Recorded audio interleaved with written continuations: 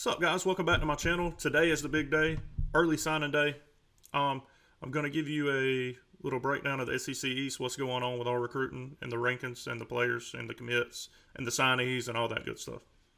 All right, so let's jump right into it. The number one class in the East as of right now, and it is 4:11 p.m., is Georgia with 18 national letters on the 10, I believe. Hold on, let's look at it real quick.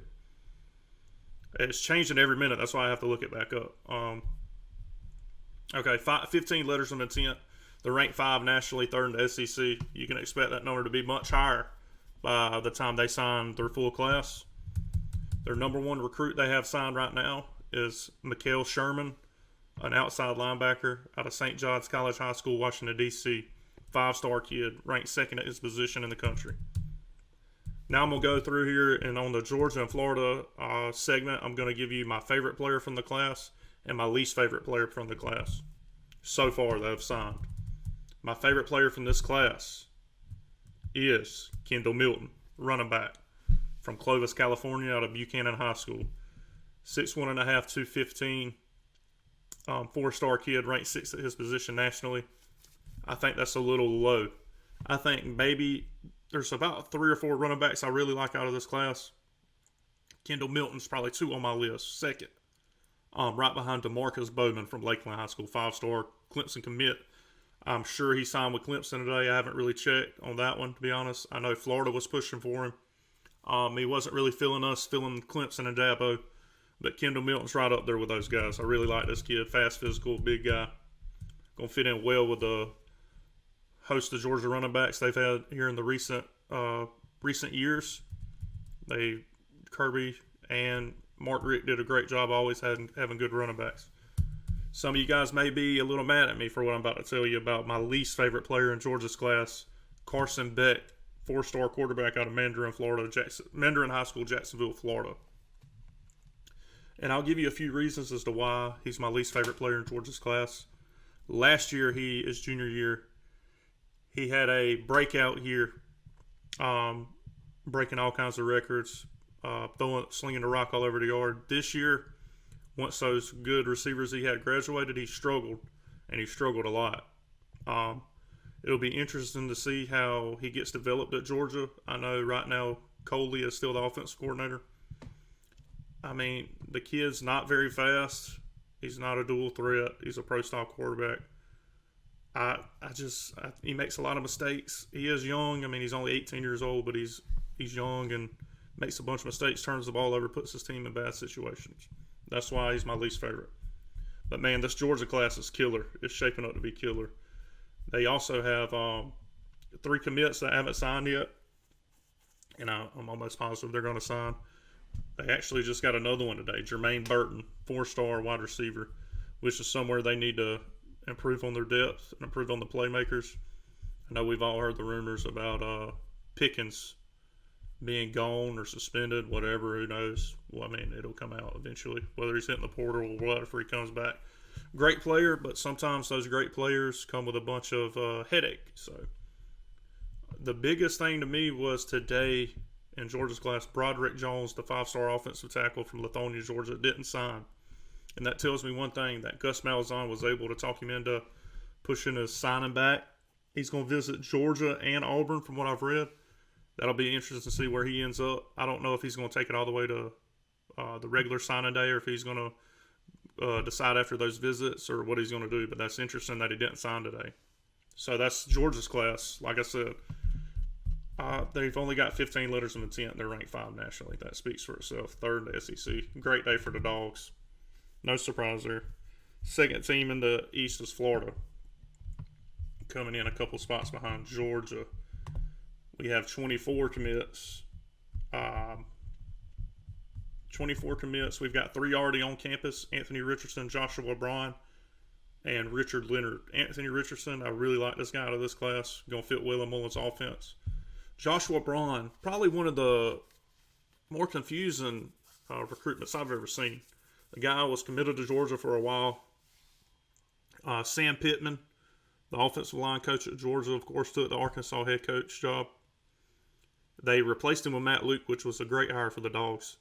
I don't know if Josh Braun wasn't feeling it or if he just didn't feel comfortable going to Georgia at that point. But he showed up on Florida's campus, and he hasn't left. He started practicing that. I mean, it's just, I've never heard of anything like that. But we'll take him, that's for sure. We need offensive linemen. Need somebody that can run block, so hopefully he can do that. We're ranked 8th nationally, 6th in the SEC. I'd like to see that SEC rank go up. I think that's about where we're going to finish, though. 8th nationally somewhere. We'll be in the top 10 again. But if you look perennially at the teams that are winning national championships, they're recruiting top 3, top 5 classes. That's where I'd really like to see us get to. But unfortunately, we're not going to be there today. So, my favorite player in this class that's not already on campus, I really like Anthony Richardson, as I told you earlier, is Gervon Dexter. Kid is a monster, man-child. Great at rushing the passer, great at filling gaps in the run game. Defensive tackle out of Lake Wells, Florida. 6'6 and a half, 286. Big kid, physical kid, nasty kid, dog in the trenches. I really like Gervon Dexter. I'm glad we were able to keep him away from Georgia. Georgia was on him pretty hard. My least favorite player in this class is not even a high schooler. He's a transfer. Jordan Pouncey. I'm going to tell you why I don't like him. We need depth right now at wide receiver. And this guy, in my opinion, has very little chance to play at Florida. Step on the field. Now, he may, there's always a chance, some injuries or something like that. And if we fail to sign some receivers in this class and the next class, we've got a couple good young guys I like. We got Marks, Copeland. I don't see this guy playing for us, so that's why I'm kind of disappointed with the take. But anyway, we took him, I feel like, solely to get his brother, who's a cornerback. Let me find him. Ethan Pouncey, a cornerback out of Winter Park, Florida, 6'1", 160, 4-star, ranked 9th at his position in the country. I do like this take. But anyway, like I said, we've already got 17 letters of intent in. We're probably going. I've heard we're signing 27 this class, with somewhere between 27 and 28, which is a big class. So we could creep into that top 5, or we like we did today. We missed on a couple guys. Tim Smith being one of those guys, ended up staying with Alabama. That would have been a big get for us. Our defensive class is looking great. We need some more playmakers on offense. We need a running back. And the running back, my biggest want for the rest of the class, sorry Tech fans, is Jahmyr Gibbs out of Dalton, Georgia. 4-star kid. I think he's right up there with Kendall Milton and Bowman as far as skill-wise. I think he's somebody that could come in and play immediately. So we'll see if we can put the full court press on him. If not, look for the guy Parrish. Look for that 4-star, maybe to be somebody Knox looks at. Basically, what I'm gonna do is I'm gonna tell you how many the rest of these teams. I know I don't have a lot of followers that are fans of these teams. So what I'm gonna do is just tell you where they're ranked, how many recruits they got, and talk about their top recruit for a minute. Next is Tennessee, 15th nationally, 7th SEC. They've got 20 letters of intent, so that's probably about where they'll finish 15th nationally, top 15, which is a good class considering the year they had last year. Started off really slow, but Pruitt was able to pull the reins on that team and ended up getting a bowl eligible, which was very surprising. Quite a feat in itself. Their number one recruit is Keyshawn Lawrence, 4-star safety out of Nashville, Tennessee, Ensworth High School.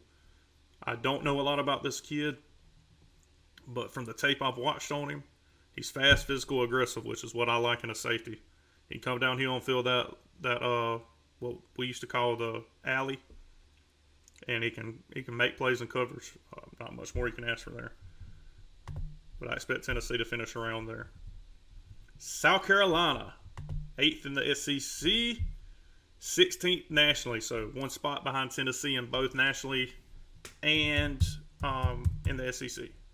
17 letters of intent, so if they sign some more guys, you could see them jump Tennessee pretty easily. I expect them to do that.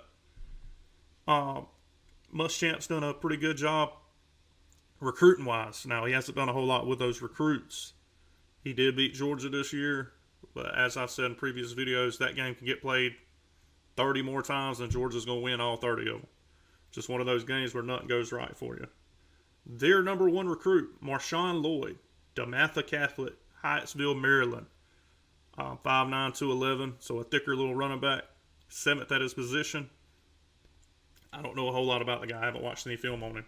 That's one thing I'm going to start doing. I'm going to start watching a bunch of film on these guys and give you my evaluation, what kind of player you can look for him to be at the next level. Next, Kentucky. 9th in the SEC, 23rd nationally. Mark Stoops is a guy that reminds me a lot of Dan Mullen. Can really evaluate talent. Not necessarily going to light up the recruiting rankings, but can evaluate talent, and he helps develop that talent, and he's done a pretty good job at Kentucky, considering he's in Lexington. I mean, come on. Their number one player, Justin Rogers, Oak Park, Michigan, Oak Park High School, defensive tackle, 6'2 and a half, 311 pounds, so a big guy. Don't know a whole lot about him either, other than he's a 4-star and he's ranked 4th defensive tackle in the nation. So, good job by Mark Stoops. They have 19 letters of intent. So that class is filling up. I expect them to probably be a top 20 class. But they could creep into the top 8, top 7 in the SEC. Maybe. We'll see. Next up, Vandy. 52nd nationally, 12th in the SEC. 15 commits. It doesn't say if anybody signed with them. That's one thing I'm not real sure how this thing works, but it doesn't say anybody signed, so I don't know if they haven't signed anybody, haven't received any letters of intent, or what. But their number one commit is DeRicky Wright from Gadsden City, Gadsden, Alabama. Athlete, 6'4", 220, so a big, long guy. Probably going to play some receiver, I would guess. Maybe a little defense, who knows. Right 19th in his position, so a pretty good pickup for Vandy there. Disappointing season for Vanderbilt. Missouri. A lot of people had them slated to finish second in the East, which I knew at the beginning of the year was not very likely. I knew Florida was going to challenge the East. They did challenge the East this year. Couldn't get it done. We're just not on that level yet.